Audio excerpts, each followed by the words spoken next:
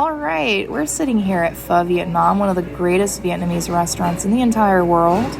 I'm Hunter, and I'm here with Taylor Wright, the Schmuck Victorian Research Specialist. We're here to talk about dreams in lieu of the January 2023 Dreams issue. And first off, I would just like to ask about the article that Taylor wrote, because it was absolutely phenomenal and included the first ever Smacked zine insert. We have never included an insert that is interactive, and so this was the first time. And it was a fortune-telling game. So I'd like to ask Taylor, introduce yourself first and foremost, and like a fun fact about yourself if you would like to. That is optional.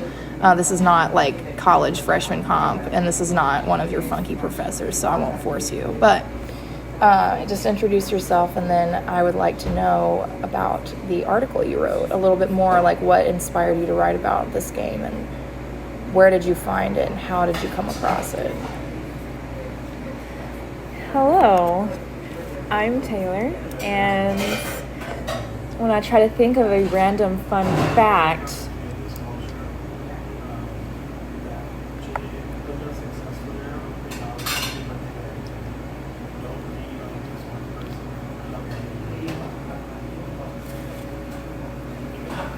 you have an amazing collection at your house. Like, your Furby collection is my favorite. You're the only other person I know who's not afraid of them. I have one, and it makes me happy that you have one. I do love Furbies. What else do you They're love? guardians of the darkness. They will protect you from evil. I can't get mine to work, but I feel like if it needs to, it will awaken. Do you think that they can see your dreams? Yes. Why not? I have several tarot decks. I'm waiting on one I backed on Kickstarter that I'm really excited for. It's the literary themed tarot deck that has taken forever to get because of COVID. But I will eventually get this deck, supposedly, hopefully. Anyway, dreams are such a great topic because they're so integral to the human experience. Something that connects us across cultures and across times. And it's always been that source of interest and fascination to people. And when I think of dreams, I think of divination because they are so closely tied, since one way to interpret some dreams is foretelling the future. I have had one such dream before that was really significant. And it was when my grandmother died. I knew when I woke up that she had died. When I had no way of knowing. And I'm interested in the different ways dreams are used in literature. For example, in Wuthering Heights, dreams come up pretty frequently.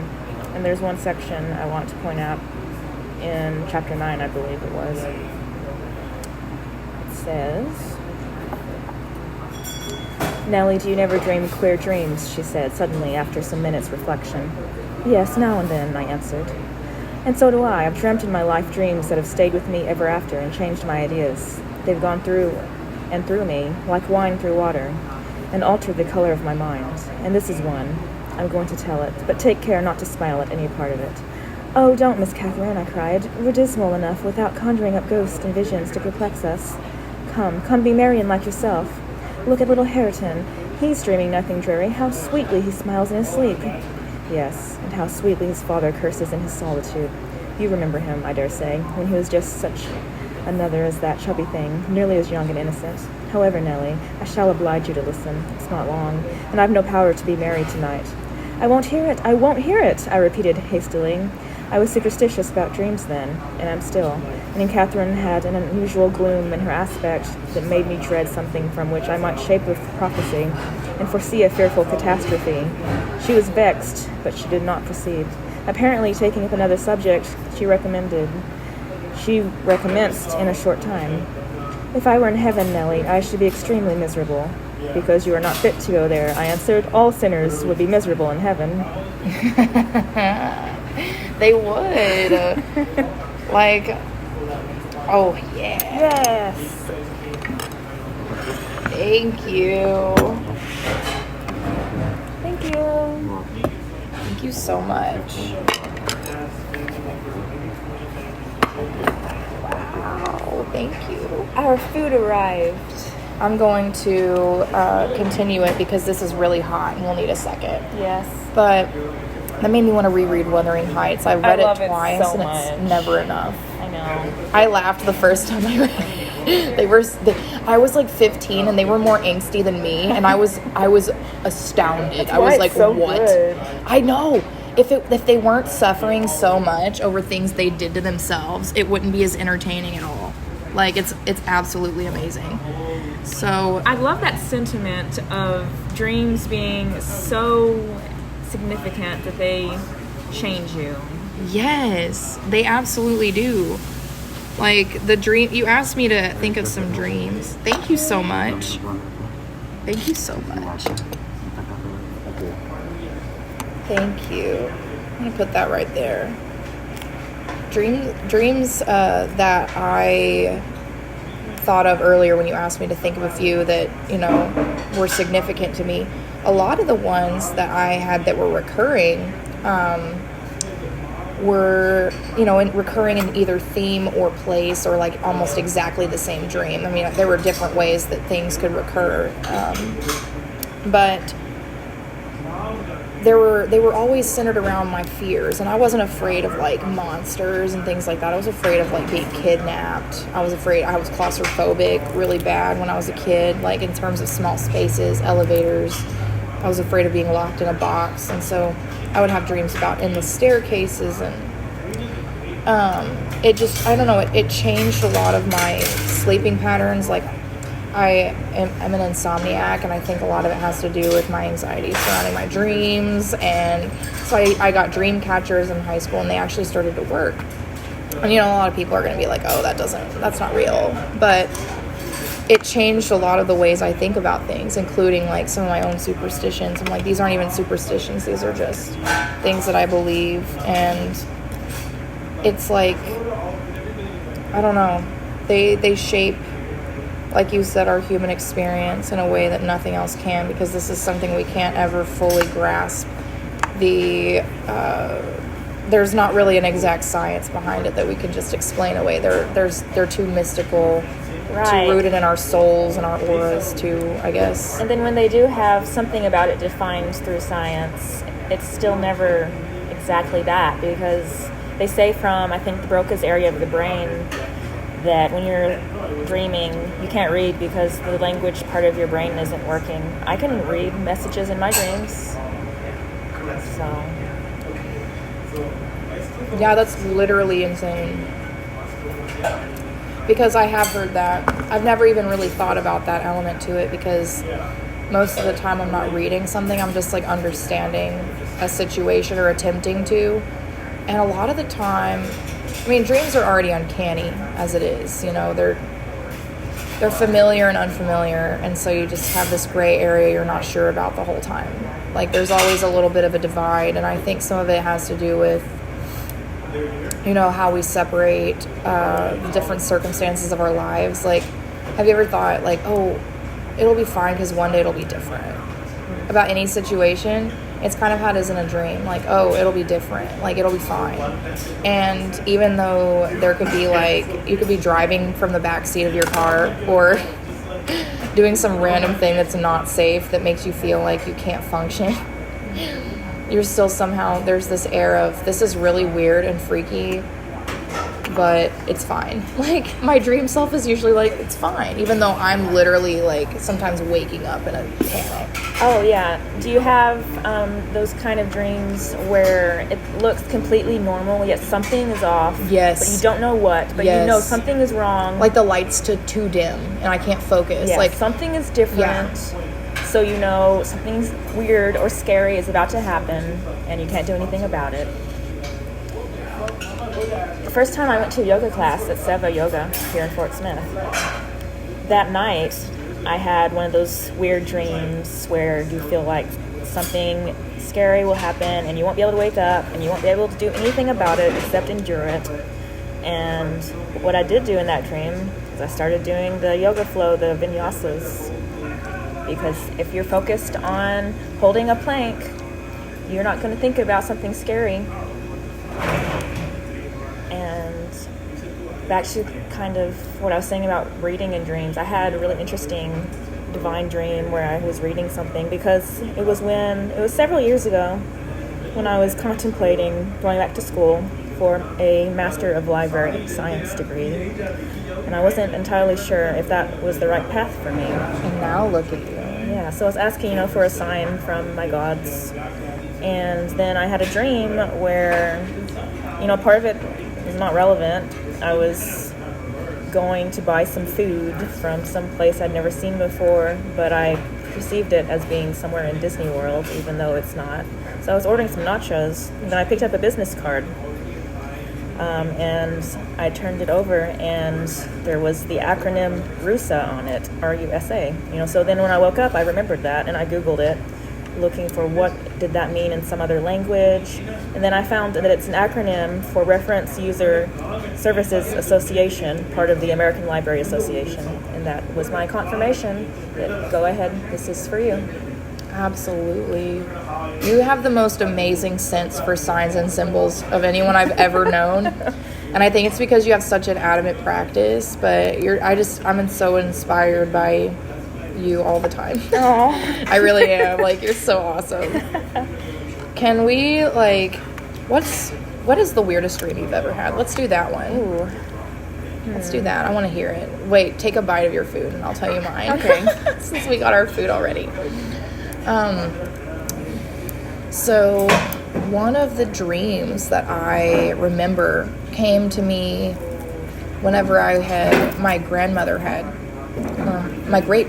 passed away, my grandmother's mother, my granny. And she was full Muskogee Creek, and we buried her in their family cemetery out in, I can't remember if it's in Okmulgee or Henrietta, but they're so close together out there that it doesn't matter. Out there and out there. We were out on the outside city limits anyway. Cool story, but that's a different story. So she passed away of cancer, and she was, in the dream. But when I came into the living room, it wasn't like my actual living room. It just kind of was like I knew it was the house that I was living in with my family, and that's all that I knew in the dream. And they were all there, and first of all, she was sitting in the middle of them, and when I get close, she looks off, and it's because she's not moving, like she's dead. And they're pretending she's not. And so they do that for months, and she slowly decomposes. And the whole time I'm like, why aren't we burying her? And nobody's acting like anything's different. They're like, what are you saying? That's so hateful. And so I opened this cabinet in the kitchen, and there was a small room. And I climbed down inside to be safe. And then slowly, the light got a little bit too dim for me to see. But it was really frustrating because I was straining to see in the room, and I couldn't. So I had to leave because I felt like a presence, and I was like, I don't feel welcome here anymore. So I tried to leave. But by that point, I got out, and she was so gone, far gone, that it was so disturbing. And I just remember waking up because nobody believed me. Nobody understood me. I felt like I was so trapped. And so I figured out that a running theme for my dreams was that I feel trapped, whether it's my claustrophobia, whether it's in a familial situation. And I think it has to do with a lot of the repressed life that I lived up until I was a college kid. That's a really good one. After my Nana died, which was in 9th grade, then for the rest of high school, almost all of my dreams had corpses in them. Even when the dream had nothing to do with it, they would be in the background, or I would have to step over them to continue my dream, and that was very strange. Recently, last year, I told you about my Apollo dreams. Yes. I think those are worth talking about again because they were really so wonderful, because it connected with receiving a sign in my waking hours, in which I'd felt drawn to him when I hadn't really worked with any Greek gods before. And So, then I was, asking him for a sign on if he was calling to me. And then at UFIS, where I worked at the time, they have these lovely azalea bushes that bloom in the spring. And I had walked around this campus for years, for when I attended and when I was working there. And I'd never seen these kind of bugs before that I noticed out in those azalea bushes. These very large, very beautiful moths. And I'd never seen anything like them before. I didn't know what it was, but I figured it was some kind of a moth. And then I was Googling it, and I found that it's called a sphinx moth. Well, the Temple of Apollo has a sphinx. And my favorite person, Oscar Wilde, when he was a Freemason in college, it was the Apollo Lodge of Oxford. So I have all these little things interconnecting, and where I get my nails done, there was something on the parking lot curb that said Apollo.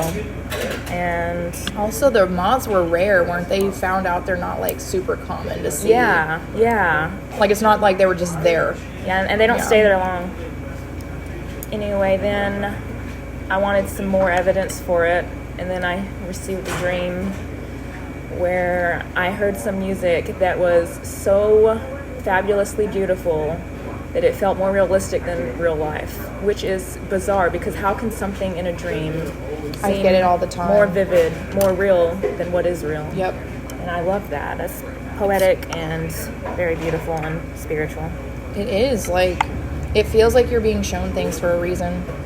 Like with my Kurt Cobain dream, like, why did I feel so familiar to him? That was before I even, like, read deeply into his life. I felt really connected to him, and then I started reading deeply into his life after that. And then I find out in his journals that he would call people and like he had a national telephone book, like a really big one. His mom had it in their house, and he would call people with their last name. He would call random people. And so I was like, what if I was one of the random people he called? What if I was his pen pal or his friend? Like, he had people he wrote letters to and stuff. And so it's just like, I don't know, but I felt like after that, it felt like Kurt Cobain was my friend. And people think I'm crazy. Like, that's beautiful. I don't know. I love him. I think we were friends in a different life.